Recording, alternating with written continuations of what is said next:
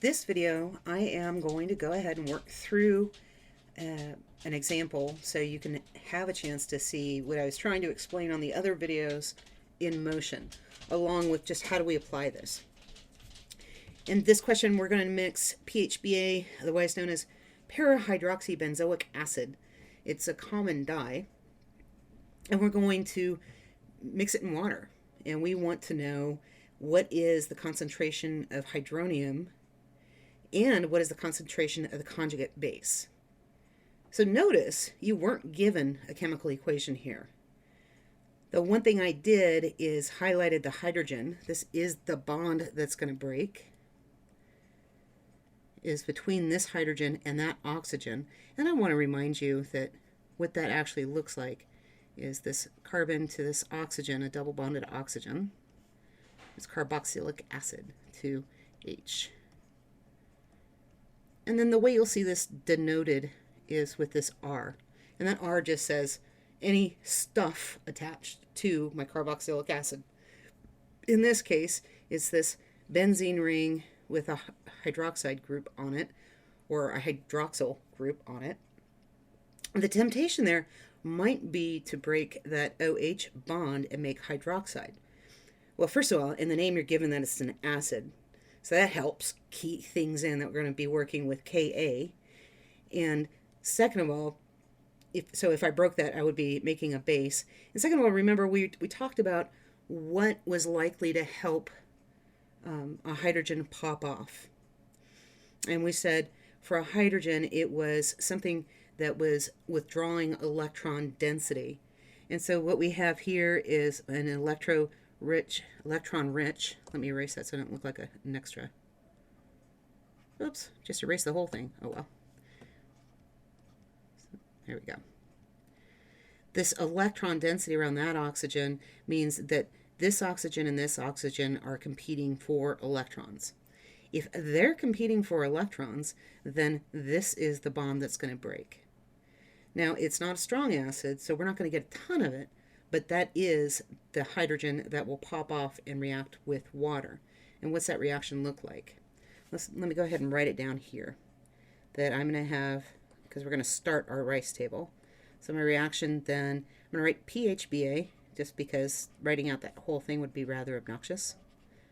And this is going to be aqueous. And what am I going to do? I'm going to put it in water. So that's what you do with your dyes. You put them in water. H2O liquid. And what's this going to go to? So it'll come to equilibrium with, well, let's see, I'm going to protonate. You know that this is an acid, so I'm going to protonate the water. So I'll have H3O plus aqueous plus my conjugate base, PHB A minus. And that's going to be aqueous. Let's go through and label these things to remind ourselves what everything is. So this is a weak acid. That means that H2O is acting as my weak base. It is my proton acceptor. And over here I have my conjugate acid. And this is my conjugate base. Meaning in equilibrium, this can accept a hydrogen and go back to the weak acid. And this can give up a proton and go back to the water. And remember, we talked about autoionization of water. So we have this Kw at 25 degrees C. So before I add anything in there, I have Kw equals the concentration of H3O plus times the concentration of OH minus. And we said that at room temperature, with nothing else in there, that both of these two things have equal concentrations of 10 to the negative 7 molar. So one of the first things we need to decide is, even though I'm just going to put this acid into the water, I do have autoionization of the water going on. So I do actually have some concentration of my H3O plus in there.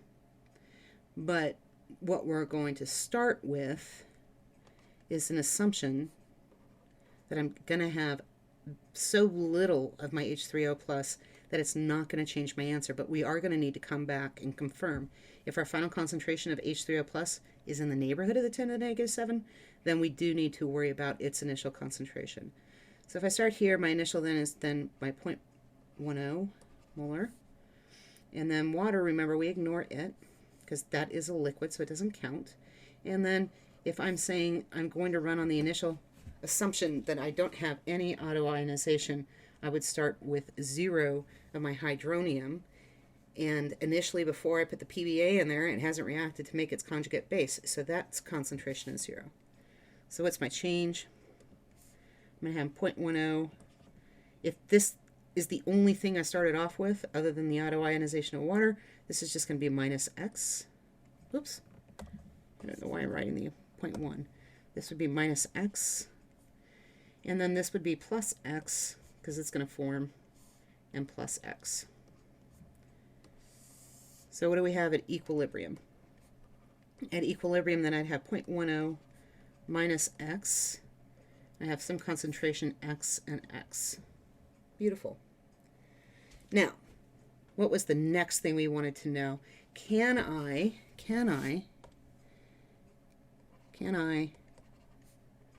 ignore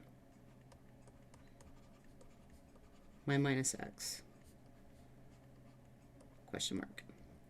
So what is the rule for that? Let's see, I gave you this kind of equation-ish thing. Here's my initial concentration divided by my K value, Ka, Kb, K whatever it is. And if that is greater than or equal to 10 to the number of sig figs we have. So we have 2 sig figs in our initial concentration. So that's 10 to the 2. So check that out and come back and let me know what you came up with. All right, so actually what I really want you to do is pause and see if you can't approximate this answer without ever using your calculator. Let's see what you did. All right, my initial concentration is 0.10. I'm going to write that as 10 to the negative 1. And that is divided by my equilibrium constant, this 2.6 times 10 to the negative 5. What's this going to go to? I'm going to have like 1 over 2.6. And then I'm going to have, what else do I have? I'll do another fraction here. This is multiplied by my 10 to the negative 1 times my 10 to the negative 5 pops up top. Is now 10 to the 5.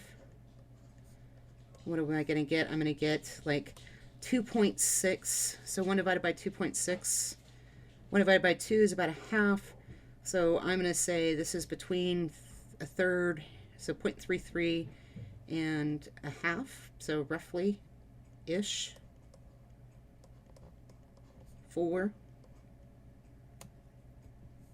Let's see, times, so 0.4 I should say, and then times 10 to the 4th. Now I can rewrite that as 4-ish times 10 to the negative 3, or 10 to the 3, sorry. What did this need to be? Well, it needed to be bigger than 10 to the 2. It is definitely bigger than 10 to the 2. I can't be that far off on my 0.4-ish, but let's put that in our calculator and see what I get. I get, so it actually equals 3.8 times 10 to the 3, which is larger than 10 to the 2. So yes, yes we can.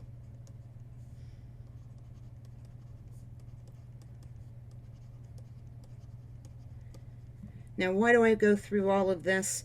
Because even with the approximation that's going to make your life easier with less button pushing, it is still easier to make mistakes. So getting close-ish to where you have an order of magnitude is really all you need to be able to decide. If it's close, then you want to actually button push the thing. So we've answered that. Let's write out our K expression then. We have Ka is going to equal what? It's going to equal the concentration of my H3O plus times the concentration of my PHBA minus and divided by my weak acid concentration, my initial acid concentration, PHBA. And I can write that out in terms of my rice table, sorry. So my x times my x divided by, now I can ignore my 0.1, or my x, my minus x rather. So this is going to be 0.1.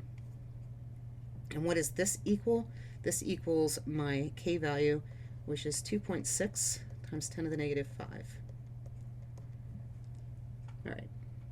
So let's solve for x. I'm going to get x squared equals 2.6 times 10 to the negative 5 times, I'm going to write this as 10 to the negative 1 times 10 to the negative 1, just moving it up to the other side. And what do I get? I get that x equals the square root of 2.6 times 10 to the minus 5 minus 1 minus 6. And that gives me an answer of 1.6. I'll write it out with more sig figs than we need. 1.6125 times 10 to the negative 3. Negative 3. It's important. Cool. Now let's see. We said that this was going to be insignificant, so checking our approximation. Is it going to be insignificant? So I'd get 0.1 minus, now I'm just going to truncate for the sake of not writing the whole thing out, 1.6125, I just wrote it all out anyhow, equals what? 0.098. 0.098, like 4. So with two sig figs, my change is here, and that might bother you some. But that is still insignificant enough to not have too much of an impact. If it freaks you out too much, the one thing that you can do is go back and do it with your value and see how much it changes our final answer. All right, so we've solved for x. What do we have? That means that we have the concentration, because it's just x and x, of both hydronium. So this is going to be, now let's write our sig figs out. So I said that x equals 1.6125 times 10 to the negative 3. How many sig figs do I want? This has 2 and k has 2, so this thing is going to have 2. So 1.6 times 10 to the negative 3. Actually, let's check something out. See how much closer that 0.098 is when we use the actual sig figs that we have. So minus 0.0016. No, it's about the same. 0.984. Okay, so we know what x is. That means that I know what the concentration of H3O plus is and my PHBA. So the concentration of H3O plus is going to equal the concentration of my PHBA minus, which is going to equal 1.6 times 10 to the negative 3 molar. All right, so now we want our percent ionization. Now let me remind you what that is. We've got this little fish-looking symbol we call alpha is going to be, let's see, the ion concentration that we have. This should be times 10 to the negative 3. The ion concentration we have at equilibrium, so 1.6 times 10 to the negative 3 divided by our initial concentration, 0.1, times 100. So I'm going to use all of my sig figs from my initial calculation divided by 0.1, so I don't throw in any errors. So my alpha is times 100, 1.61%. Okay, sig figs, this is actually a 0.10, this is going to have 2, So my autoionization percentage is 1.6%. There you have it. Oh, we don't have the pH. We didn't do the pH. Okay. So remember, pH is the negative log of our hydronium concentration, H3O plus. So this is going to be the negative log of 1.6 times 10 to the negative 3. Okay, so for my pH to be just the exponent, that would be 1 times 10 to the negative 3 as far as my concentration. I have more hydronium than 1 times 10 to the negative 3, so I expect my pH to be slightly lower than my 1.6. And actually, I'm sorry, slightly lower than my 3, and it's closer to 2 times 10 to the negative 3. So let's see what it comes out to. Catalog log of 1. Oops, actually, let's take our whole value.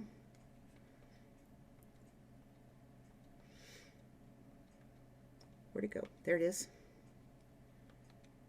I get 2.79. Good. So that checks. 2.79. Now what do we have? We have 2 sig figs. So this is going to have 2 sig figs.